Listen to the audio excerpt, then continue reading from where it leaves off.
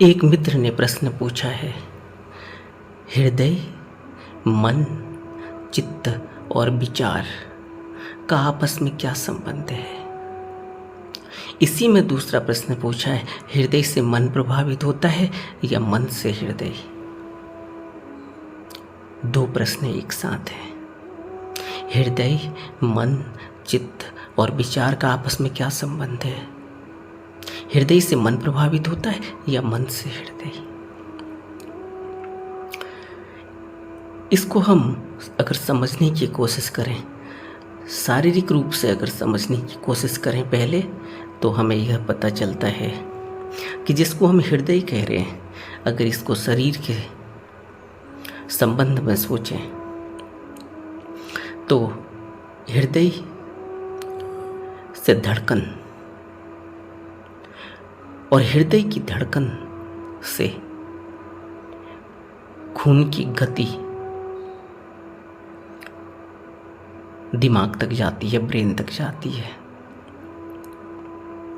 और हृदय जिस गति से खून को दिमाग में फेंकता है, ब्रेन में जाता है खून, ब्रेन एक्टिव हो जाता है।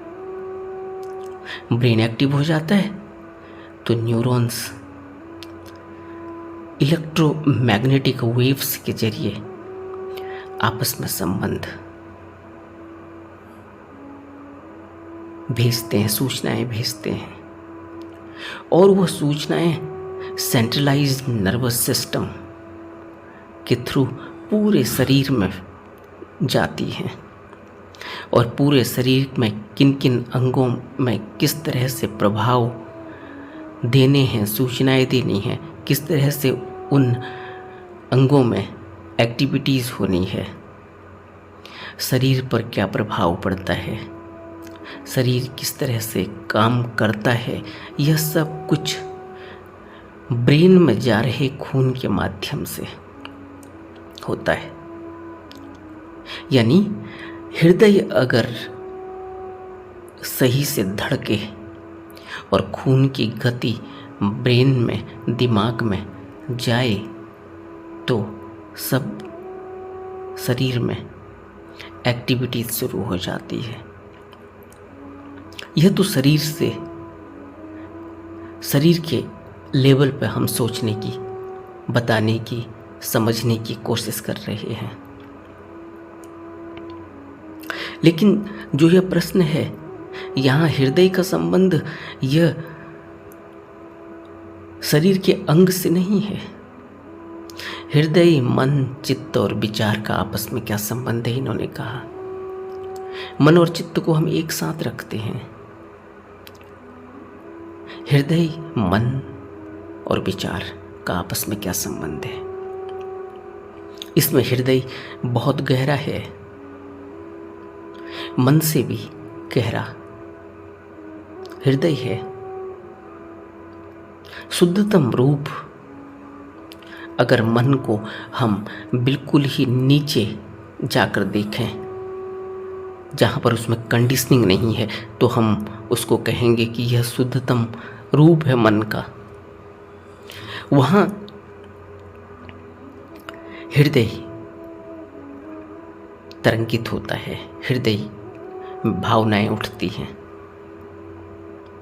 मन में वो भावनाएं प्रवेश करती हैं तो मन में विचार उठने लगते हैं। इस तरह से संबंध बनता है हृदय, मन और विचार का। विचार मन में उठते हैं और मन प्रभावित होता है। बाहर से इंद्रियों से प्रभावित होता है तो विचार उठते हैं, और अंदर भावना से प्रभावित होता है तब भी विचार उठते हैं।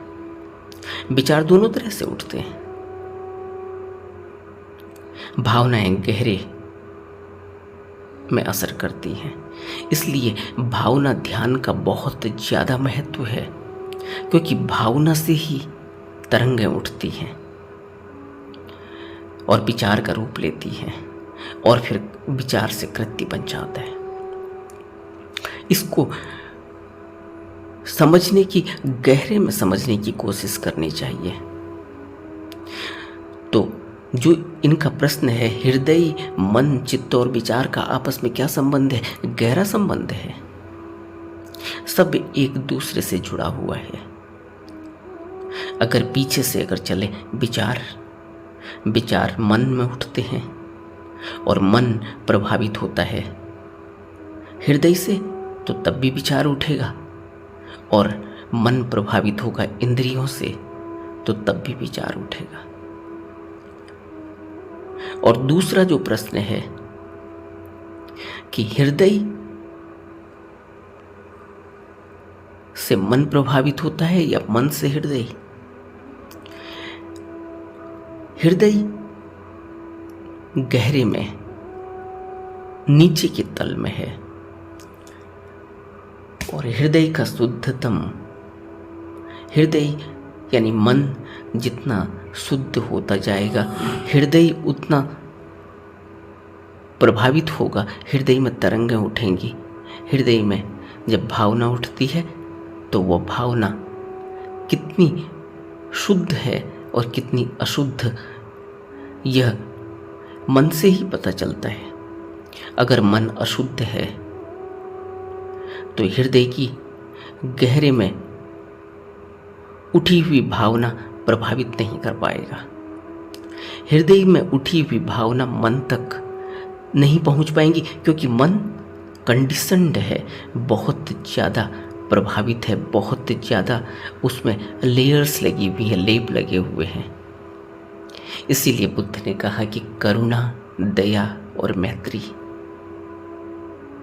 अगर करुणा नहीं है, करुणा कैसे पैदा होगी? सोचो तो जरा, अगर हृदय कठोर हो। हृदय कठोर नहीं, मन कठोर होता है। जब मन कठोर होता है तो हृदय स्वतः ही, हृदय तक बात पहुंच ही नहीं पाती। जिस व्यक्ति का मन कठोर है, उस व्यक्ति को क्या आप सोचते हैं कि वह किसी प्राणी पर दया, करुणा की उसको उठ भी पाएगी?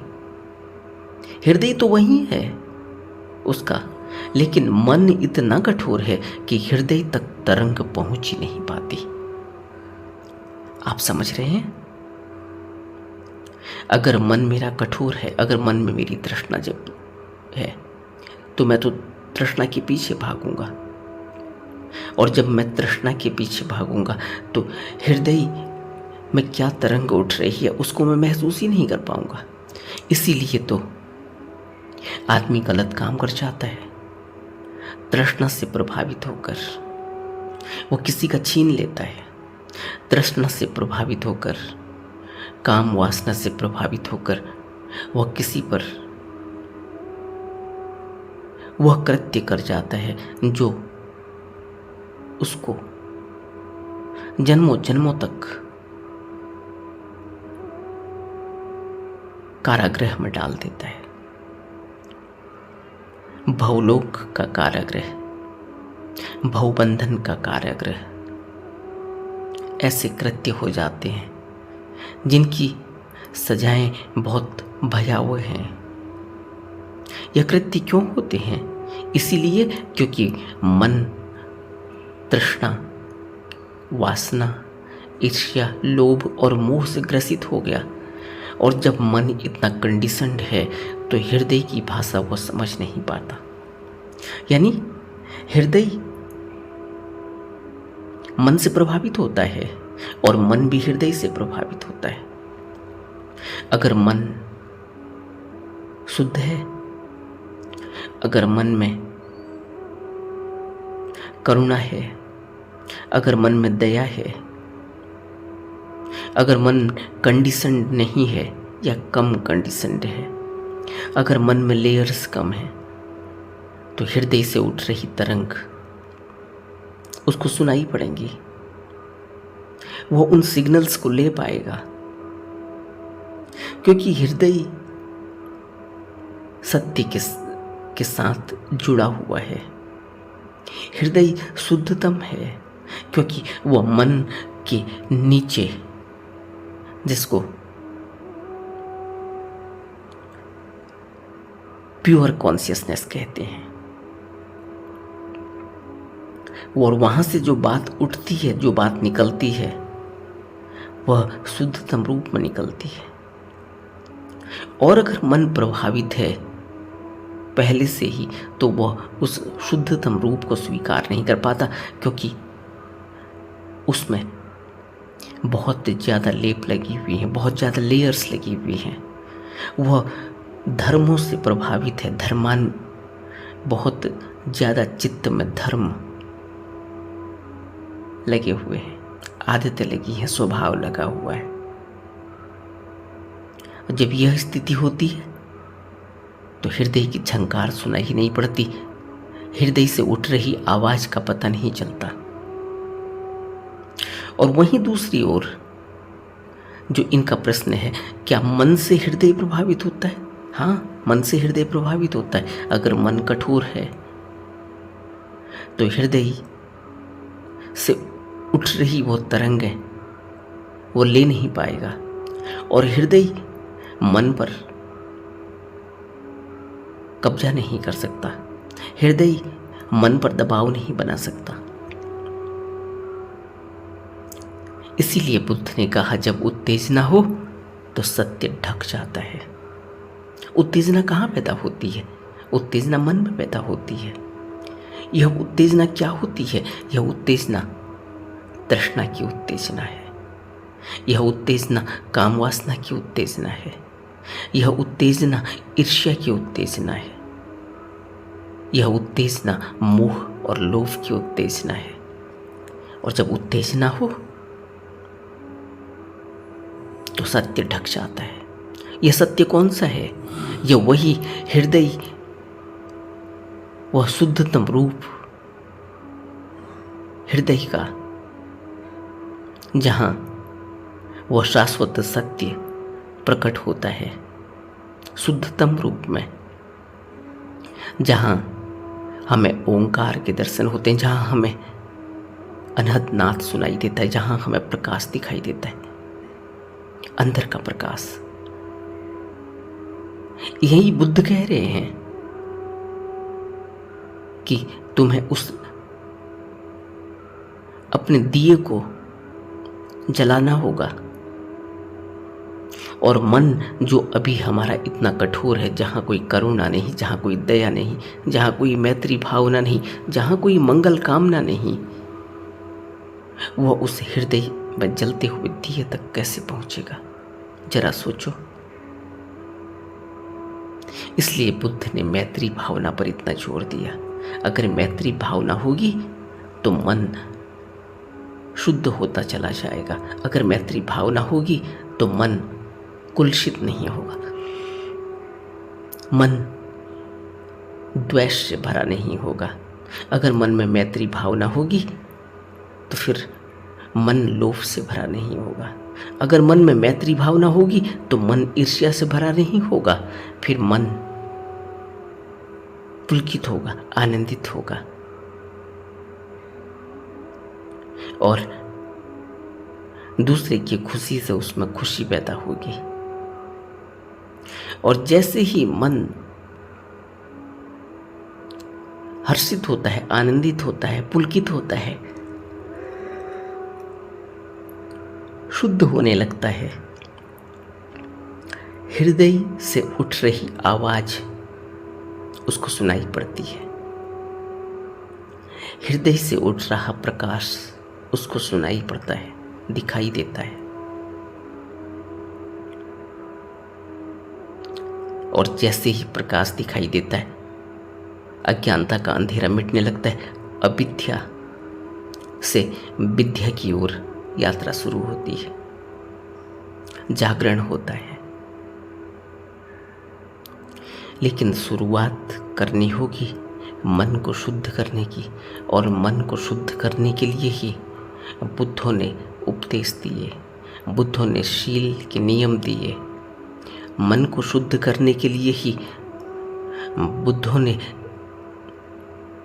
ध्यान साधना के तरीके बताए, बुद्ध ने आर्य अष्टांगिक मार्ग बताया।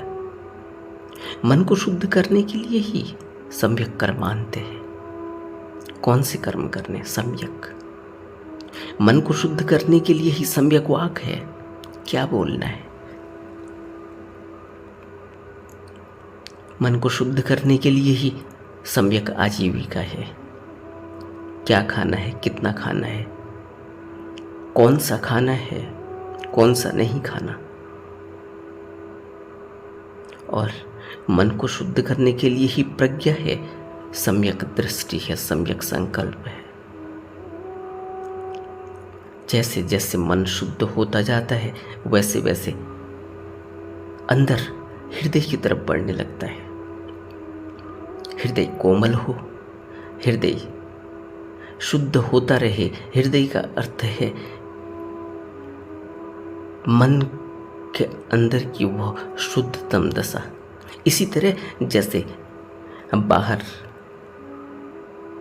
शरीर के अंग हृदय से खून गतिशील होकर ब्रेन में जाता है और ब्रेन के न्यूरॉन एक्टिव होने लगते हैं और पूरे शरीर में खून भी पहुंचता है और पूरे शरीर में सूचनाएं भी पहुंचती हैं और समस्त शरीर के अंग एक्टिव हो जाते हैं, अच्छी तरह से काम करते हैं और शरीर शुद्ध और साफ रहता है, स्वस्थ रहता है।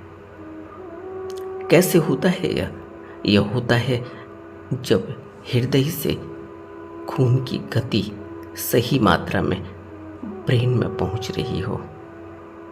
अगर हृदय अशुद्ध हुआ, अगर हृदय पीड़ित हुआ, अगर हृदय में कहीं भी खून की गति में, खून के धड़कन में बाधा आई तो फिर उसका प्रभाव ब्रेन पर पड़ेगा और ब्रेन का प्रभाव समस्त शरीर पर, और शरीर पूरी तरह से स्वस्थ नहीं हो पाएगा। शरीर के समस्त अंगों में सूचनाएं नहीं भेजी जा सकेंगी क्योंकि न्यूरॉन एक्टिव नहीं हो पाएंगे। इसीलिए न्यूरॉन्स को एक्टिव करने के लिए हमें ब्रेन की भी शुद्धता चाहिए। न्यूरॉन को एक्टिव करने के लिए हमें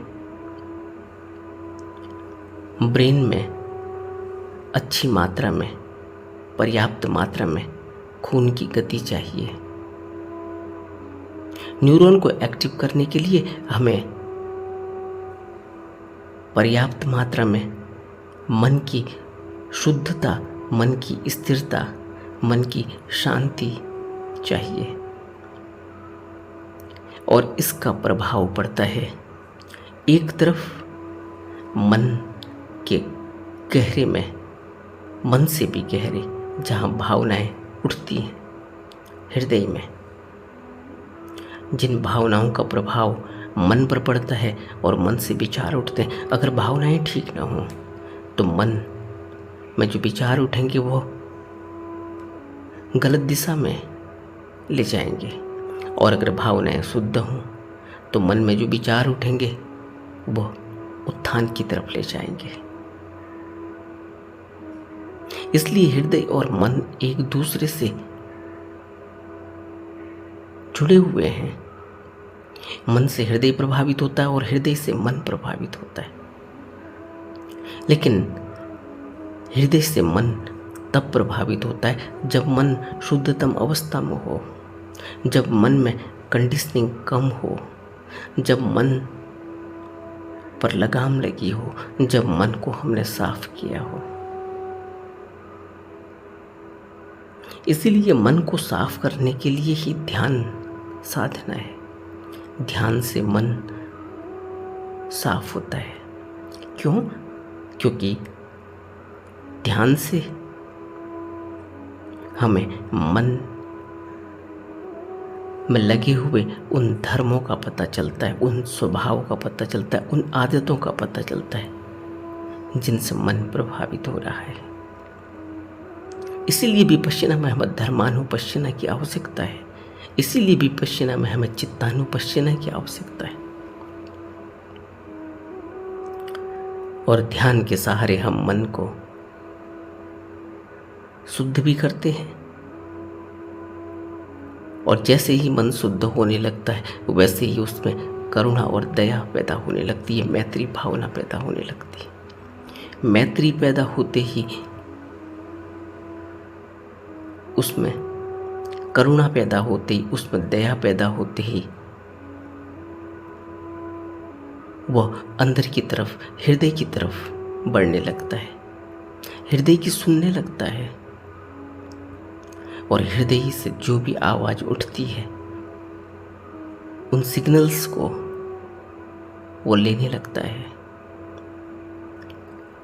और उस अनंत की यात्रा पर निकल पड़ता है, जहां शाश्वत सत्य तक पहुंचना होता है, जहां निर्वाण तक पहुंचना होता है, जहां इस भवबंधन से मुक्ति हो सकती है। इसीलिए ये ऐसे ही जुड़े हुए हैं जैसे शरीर और मन जुड़ा हुआ है, वैसे मन और हृदय जुड़ा हुआ है। शरीर का प्रभाव मन पर पड़ता है, मन का प्रभाव शरीर पर पड़ता है। अगर मन शुद्ध हो तो शरीर शुद्ध होने लगता है, अगर शरीर अशुद्ध हो, अस्वस्थ हो, तो उसका प्रभाव मन पर पड़ता है, मन भी अशुद्ध होने लगता है, नकारात्मक होने लगता है, मन भी प्रभावित होने लगता है स्वास्थ्य से, बीमारी से। तो यह सब एक दूसरे से जुड़े हुए हैं, लेकिन इनको समझने के लिए हमें ध्यान साधना में उतरना होगा। उसके अलावा समझा नहीं जा सकता। अगर हम इसको यह सोचेंगे कि हम बुद्धि से समझ लेंगे तो हम बुद्धि से नहीं समझ पाएंगे। स्थिरता से समझा जा सकता है। मन स्थिर होगा तो देख पाएगा अपने को, और अगर मन स्थिर नहीं हुआ, अगर मन गतिशील हुआ, मन की अगर चाल तेज हुई, तो फिर हम मन के उन धर्मों को, उन लगे हुए धर्मों को नहीं देख पाएंगे, उन आदत और स्वभावों को नहीं देख पाएंगे जिनको दूर करने की आवश्यकता है। दिखेगा मन की स्थिरता से, और मन की स्थिरता के लिए ध्यान चाहिए। अपने को अंदर झांकने के लिए ध्यान चाहिए। ध्यान से ही हम मन को देखते हैं, और जब ध्यान गहरा होने लगता है और मन स्थिर होने लगता है, तब हम अपने हृदय की तरफ बढ़ते हैं। आशा है आपको इस प्रश्न का उत्तर मिल गया होगा। नमो बुद्धाय।